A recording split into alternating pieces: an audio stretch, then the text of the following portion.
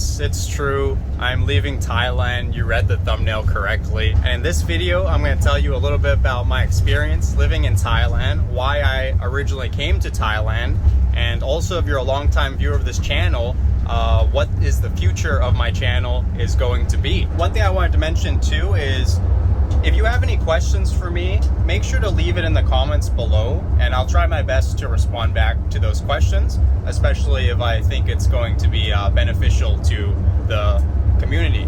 After I graduated from college in America, I was kind of bored with life there and I wanted to kind of try something new. So I know most people usually wait until they're older, like let's say I don't know, 50, 60, 70 years old to travel. But for me, I wanted to travel while I was still young. And you may be asking, how were you able to travel so much when you were only, in your early 20s? And the reason why I was able to do that is because I used to have a few real estate properties in Las Vegas. And I bought them pretty cheap. And I ended up selling them for a pretty big profit. And I saw that as an opportunity that I could use that savings and travel the world for a few years. So what I ended up doing is I traveled to a bunch of different countries. I went to Thailand, Myanmar, Vietnam, Kuala Lumpur, Dubai, all these really amazing countries. And it was definitely worth it because even at my age, I was really tired. Going on the plane, traveling 10, 12 hours to different locations, that's tiring. And I was happy because I didn't wait too long, because I know if I waited until I'm like 50, 60, 70 years old, it's a lot harder for people's bodies to take on that much traveling, If you're wondering where I'm going right now, I'm basically sitting from Pattaya to Bangkok, and I'm going to be staying in Bangkok for one night, and I got to get on the plane super early tomorrow morning.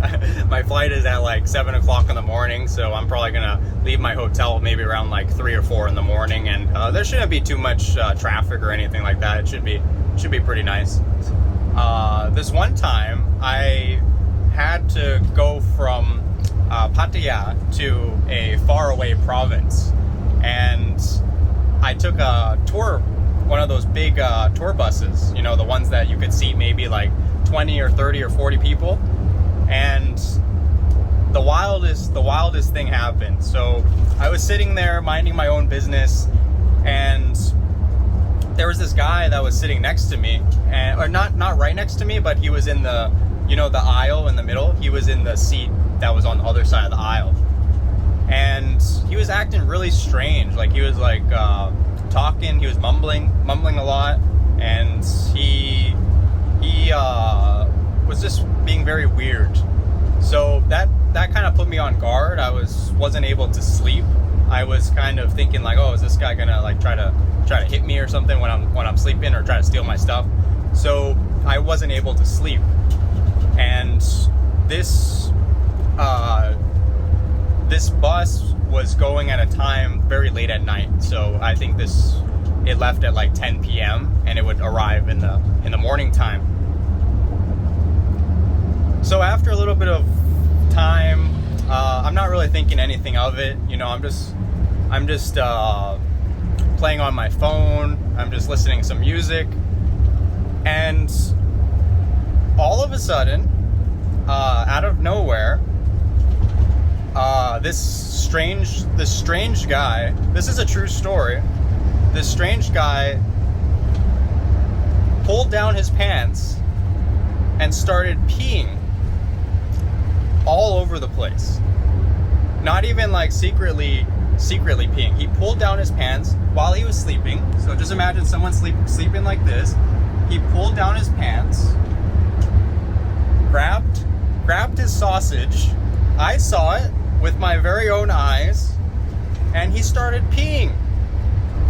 And it wasn't just like a little bit, it was everywhere. I couldn't believe it. It was absolutely shocking.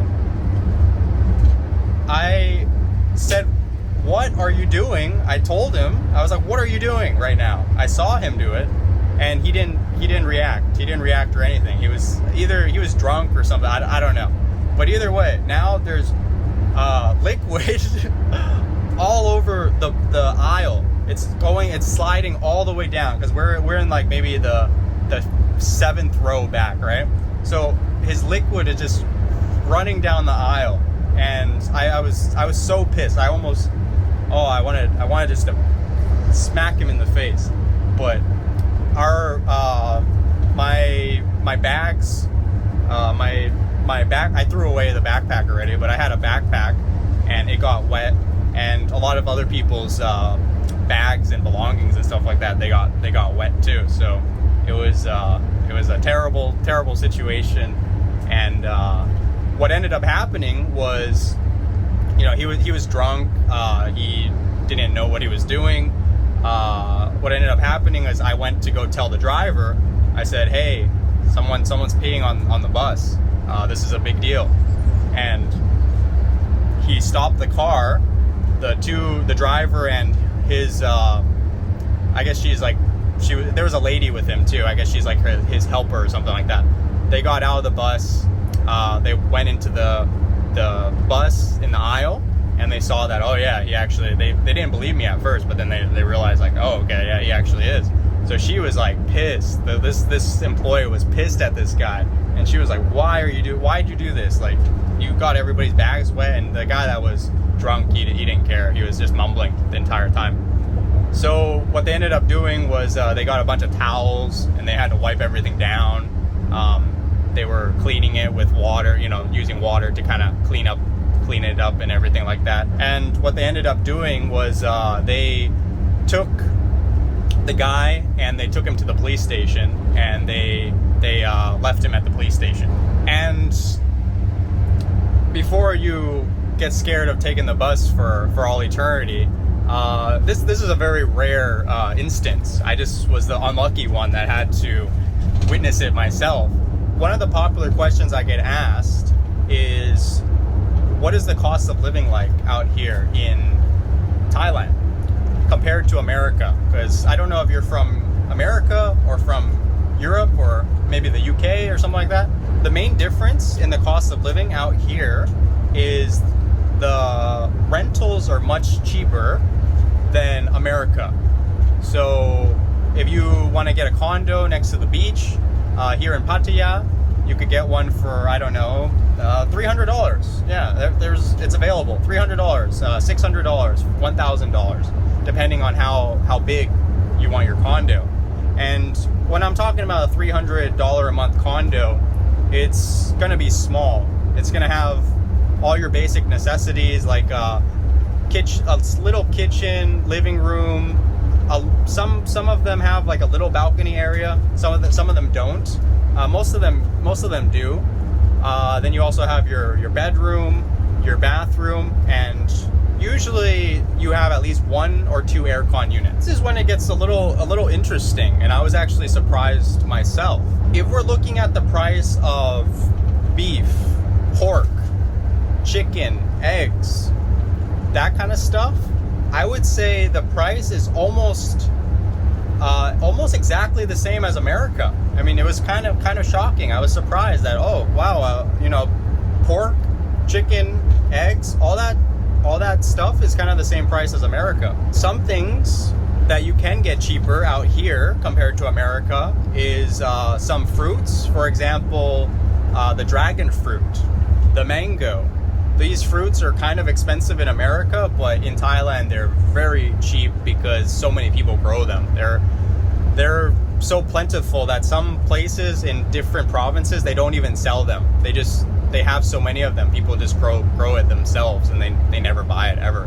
One dragon fruit plant or tree or whatever it is, I've seen one in person before. They look kind of like a cactus, and one plant I believe can have up to like 50 fruits per season or whatever like that. Yeah, so these fruits are very plentiful in Thailand and very cheap, which is good news for you if you want to eat a lot of dragon fruits. When it comes to coffee gets a little trickier, because you still have your big coffee chains like Starbucks. There's Cafe Amazon here in Thailand, and then you also have the 7-Eleven. So 7-Eleven, they have this All Cafe. See this one? All Cafe. And in my personal opinion, I'm not really a big like coffee snob or anything like that, but in my personal opinion, this is the best bang for your buck. This one, because it's 40 baht and it's big. You get a big glass, and also it's good quality. But if you do want your Starbucks, they do have that out here too in Thailand, and they got some really nice ones. They got like a really fancy one at the Siam Paragon, I think it is, the really fancy one, and that one is beautiful. They have like a 2-story. They have like a spiral staircase, and yeah, it's pretty wild. You could get that, but that's gonna be, it's pretty much the same price as America. So don't think that you'll come out to Thailand and you'll be able to eat like fast food, McDonald's for cheaper, or KFC for cheaper, or Starbucks cheaper. It's pretty much the same price as America. Oh, and while we're on the topic of cost of living, it's kind of funny because people here in Thailand kind of see American food as almost like a fine dining experience. So if you go to like a McDonald's, or if you go to, let's say, American steak restaurant or something like that, the prices are gonna be high. And it's kind of like in America when we go to maybe like a what's a fine dining? Maybe a Thai restaurant, right? Yeah. So if we go to a Thai restaurant in America, that's kind of like how Thai people see American food. It's like kind of fancy a little bit. Hopefully it doesn't rain. See those clouds? See those clouds over there? Looks like it may rain. Okay, the next topic that I do want to discuss is a few apps that you should download if you live in Thailand for a long time, or if you just want to come visit Thailand. And this is in no particular order, but the first app that you definitely should download is an app called Bolt. It's pretty much similar to Uber, and you should do both. You should do Bolt and also Grab, because each app is a little different, and each app may work better in certain areas. I noticed that Bolt seems to be a little bit cheaper than Grab, but one thing I like about Grab is they're very strict with their drivers. They have them go through like a real intensive background check and stuff like that. But I heard with Bolt, they're not as strict. And sometimes with Bolt, the cars are not as nice. So Bolt, the cars might not be as clean. They might not be as new. But with Grab, the cars tend to be newer and a little bit cleaner too. Another app that you should look into is an app called Line. So this is pretty much the biggest app in Thailand for messaging. So if you use the Line app, you can do calls, you can do texting, you can send videos, send images, and all that good stuff. And it's a very important app if you want to be out here for a long time, because a lot of when you're doing networking and stuff like that, they'll say, oh, what's your Line ID? And then that's when you give them the Line ID, and then they can contact you through the Line app. The third app that I would recommend is kind of if you want to do some dating while you're out here in Thailand, and that would be Tinder. And also you have Badoo, and you also have Thai Friendly. So those are a few dating apps if you do want to meet someone for a coffee or a drink or whatever you're trying to do while you're out here in Thailand. Those are a few apps that are pretty good out here. But if you're not into the dating apps and stuff like that, you could always meet people on day-to-day activities. You know, going to the coffee shop, walking on the beach, going to the mall. That's some other ways that you could meet some prospective girlfriends, or maybe your future wife one day if you want to go down that route. If anyone who's watching this wants to be a YouTuber, I'm not the biggest YouTuber in Thailand by any means, but I definitely reached a pretty good milestone in my life, which was to grow a YouTube channel from 0 subscribers to 10,000 subscribers. and maybe you've been watching my channel for a long time, and I can share with you a few tips if you are ever interested in starting your own YouTube channel. So there's a few things that you should know. Is one of the most important things about YouTube is two things. It's called click-through rate and audience retention. So click-through rate is what is the percentage of people that click on your thumbnail. So if there's 100 people that see your thumbnail and 10 people click on it, that's a click-through percentage rate of 10%. The other thing that's important is audience retention, which is how long are people watching your video. For example, if your video is 10 minutes long and you have an average view duration of 5 minutes, that means your audience retention for that video would be 50%. And your goal for audience retention is to try to get it as high as possible.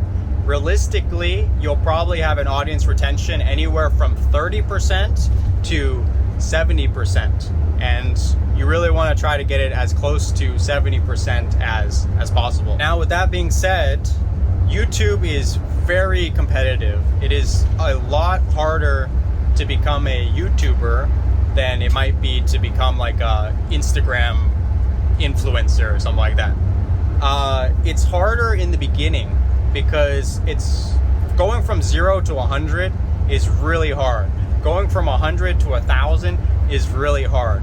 But once you get to 1,000, it seems to get easier and easier and easier. So right now my channel has 10,000 subscribers, and I don't really have to do too much now. If I wanted to take a break for like 3 months, my channel would still be growing.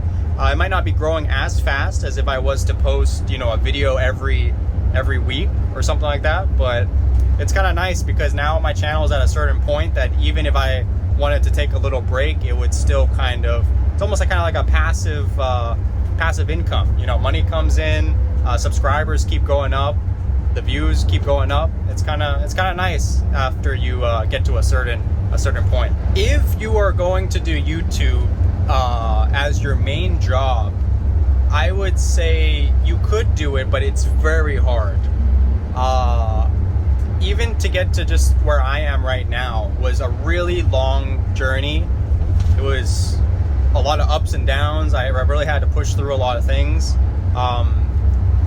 You may not see everything. There's a lot of negativity sometimes on YouTube too.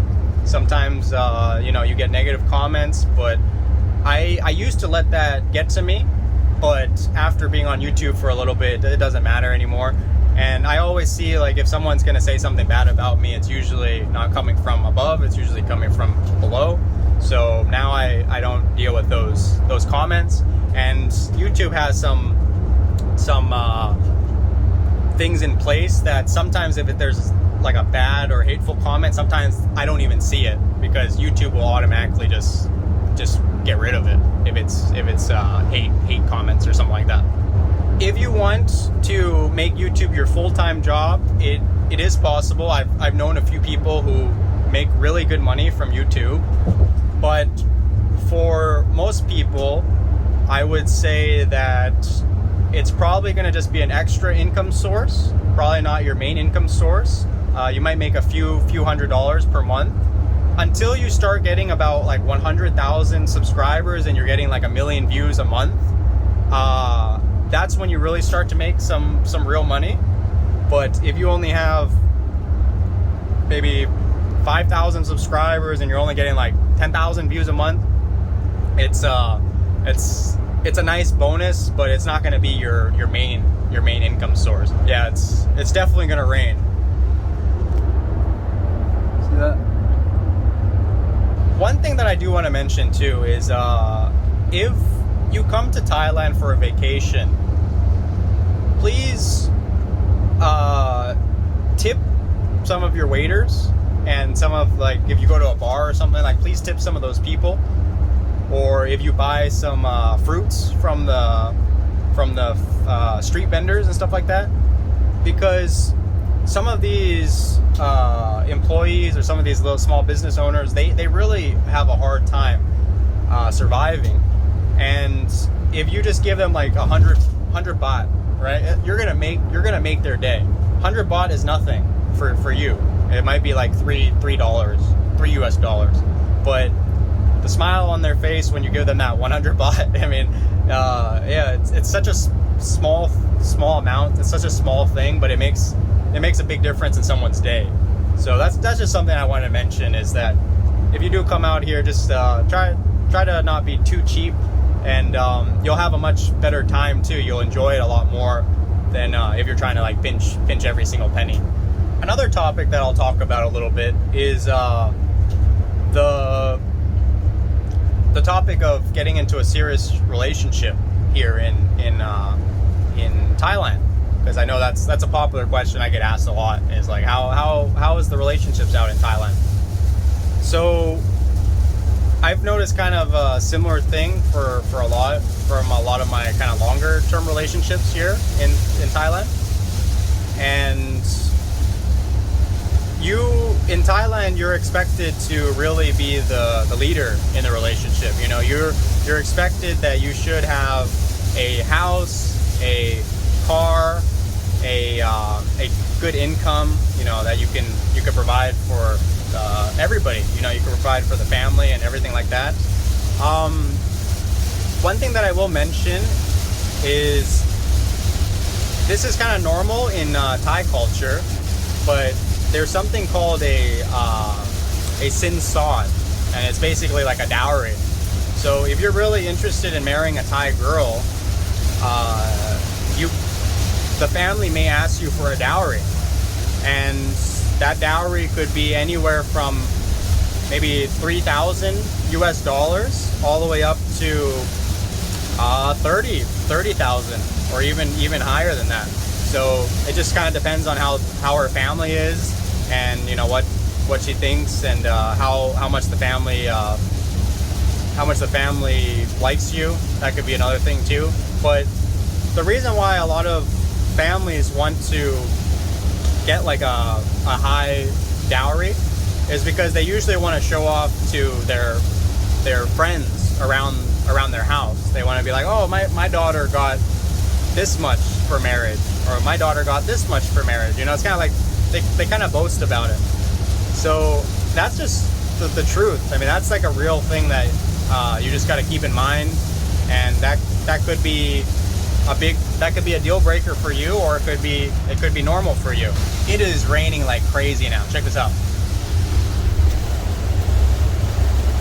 Yeah, so everything else is kind of the same when it comes to like dating in Thailand compared to dating in America. Some of these women, they might want to just stay at home and take care of the house. And if you are in this situation, the lady may expect some kind of salary that you would give her every single month. And that's up to you if you want to decide to do that or not. Just be prepared for that, and make sure that you know that if you want your girlfriend to basically live with you and just take care of the house. If you are interested in that kind of lifestyle, then just keep that in the back of your mind, that she may ask you for a salary in the future. I'm going to discuss another popular question I get asked a lot, is which city do you think is the best to live in? So I'm only going to talk about a few, because there's too many. I'm going to talk about Phuket, Pattaya, Bangkok, Chiang Mai, and Hua Hin. So let's start with the big one, Bangkok. The closest thing in America to Bangkok is probably New York City. There is a lot of public transportation, sky trains, subways, buses. Transportation is very easy. Rents are pretty cheap for being in such a big city. And if you did want to work in Bangkok, you can actually work in Bangkok as a foreigner. And the wages are, I don't know, some jobs they might pay pretty good, but if you're thinking about being like an English teacher or something like that, they're not going to pay very good for that. But if you're like a tech executive or something like that, then yeah, you probably make really good money. And keeping the cost of living down in Bangkok, that could be desirable for a lot of you who might be in the tech industry. Bangkok, one of the downsides is that they do have a lot of traffic, and it does rain a lot in Bangkok, and sometimes it floods. It's a lot better now than it was before, but it does flood sometimes.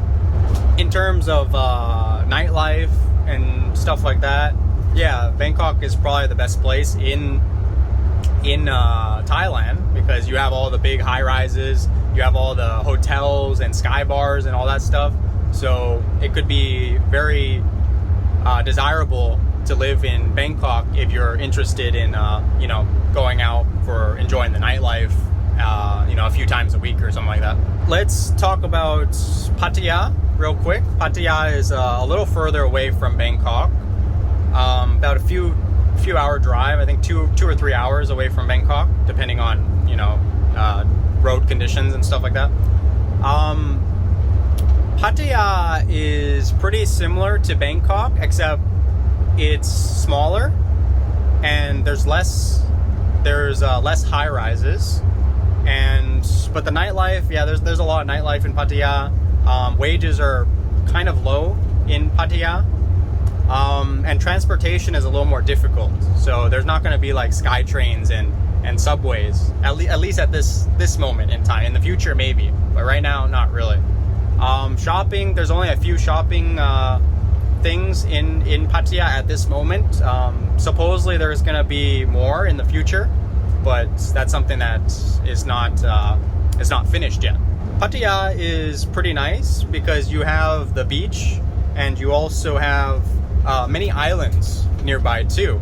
And if you're a big seafood person, Pattaya might be one of the good places for you to live, because they have a lot of fishing boats here in Pattaya.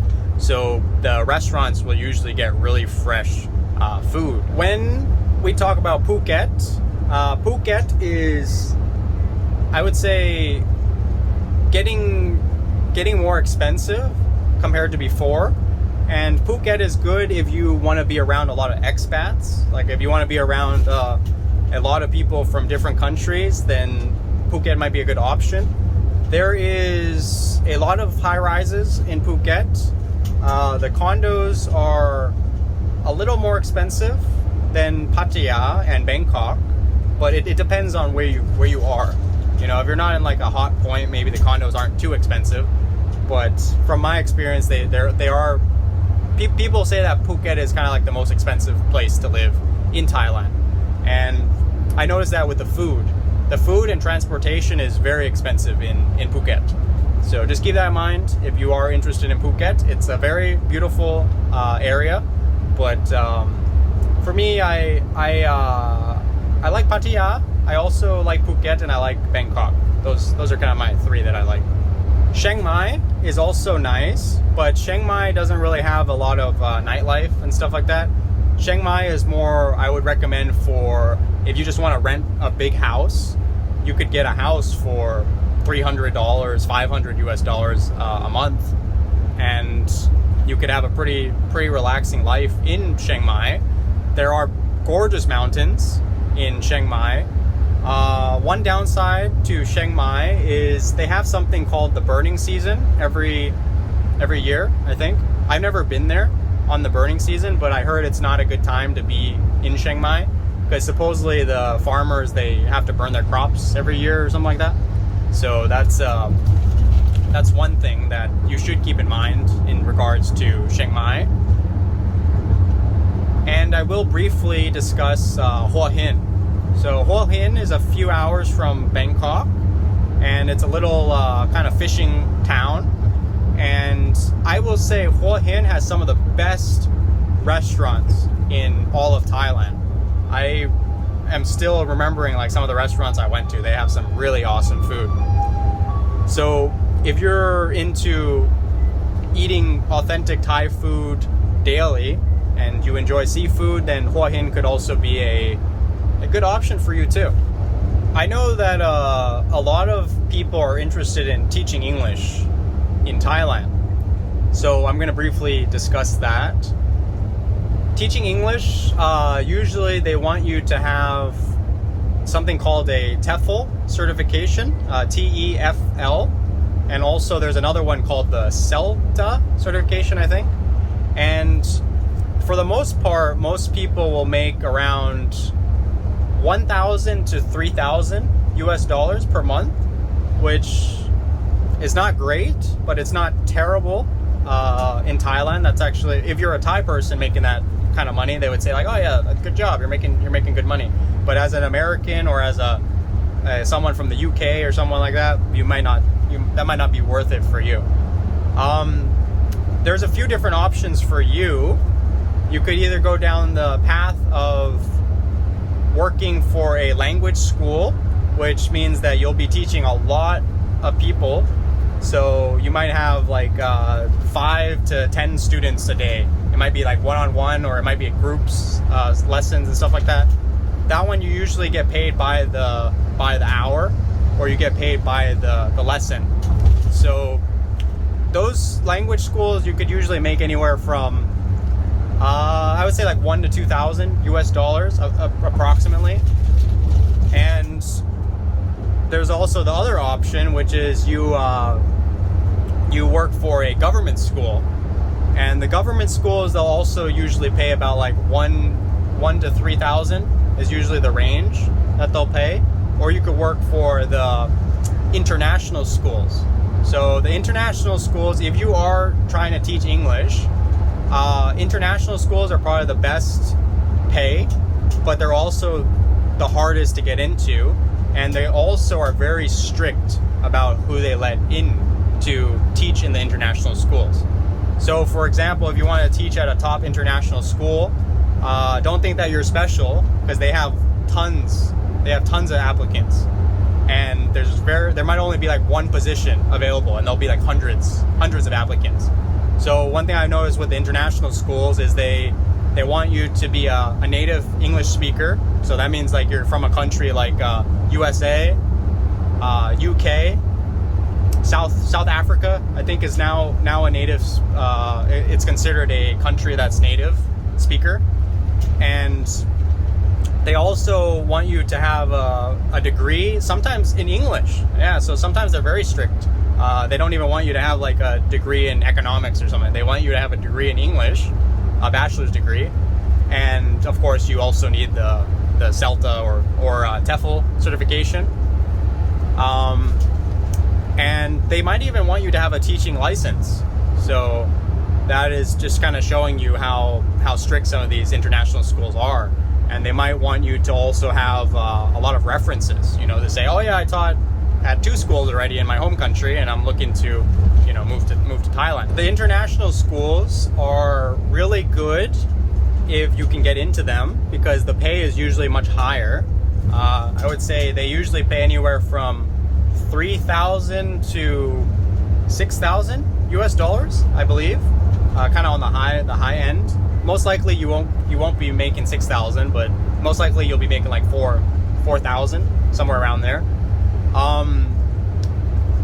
Also, one good thing about the international schools, because I have a friend that teaches at an international school, he said that he's off like 2 months out of the year. I don't know if it's 1 month or 2 months, I forgot, but he has like a really long vacation time, and they pay him for that vacation. So that's pretty nice. I mean, if you're into that kind of like teaching lifestyle and you want like a month off a year that you still get paid, it could be a decent path for you. So something I forgot to mention is a reason why I am moving back to America, and it is because I was given a good career opportunity in America, and I was kind of coming to that point in my life too where I was I love Thailand, but I see Thailand more as a vacation destination and not so much as a place that I want to pursue my career. And I got a little scared because I had an acquaintance that got his YouTube channel hacked. He had like 100,000 subscribers, and he got it hacked, and now it took him like 3 to 5 years to build it up to that point. And that kind of made me realize, like, wow, I'm hoping that my account never gets hacked, but it's kind of sad to think about, like, you could be putting your everything into this, and then one day it could just be gone, just like that, you know? So for me, that's too big of a risk for me to dedicate the next 2 to 3 years on my YouTube channel. I mean, I'm pretty sure if I dedicated the next 2 to 3 years, I would probably have 100,000 subscribers. But it's in the back of my mind, I'm always going to be thinking about that. I'm like, oh, one day I could wake up and not have the channel, and that's too big of a risk for me to take in my life. I much rather have YouTube be just kind of a side thing, not my main focus. So my plan for this YouTube channel is that I actually have about 10 videos finished. I would say like 10 to 15 videos. And what I'm going to be doing is posting 1 video per month. So I have some really awesome videos coming out, some real estate videos, some kind of vlog videos. And I did one video where it flooded. Make sure to stay tuned for that one. That was wild. I felt bad because my phone died. So I was filming and I was like, wow, look at all this crazy footage, and my phone died. But I was still able to get a lot of footage, but not as much as I wanted. But yeah, so stay tuned with the channel. 1 video per month is what I'm aiming for right now. And if in the future maybe I can do some just talking videos like this, just to answer some questions about Thailand. But yeah, it was a lot of fun. I have nothing bad to say about my time here in Thailand. I'm excited to be going back to America. I miss my grandma. Haven't seen her forever. I miss some of my friends that I'm looking forward to seeing. And if you're watching to this point in the video, I want to thank you for making it this far. And I'm guessing that you probably really enjoy my videos, and I want to personally thank you. This is going to wrap up this video, and like I mentioned earlier, if you do have any questions, leave it in the comments below, and I may respond to it if I think that it may help the community. Thank you very much for watching, and I'll look forward to seeing you in future videos. So see you next time. Bye bye.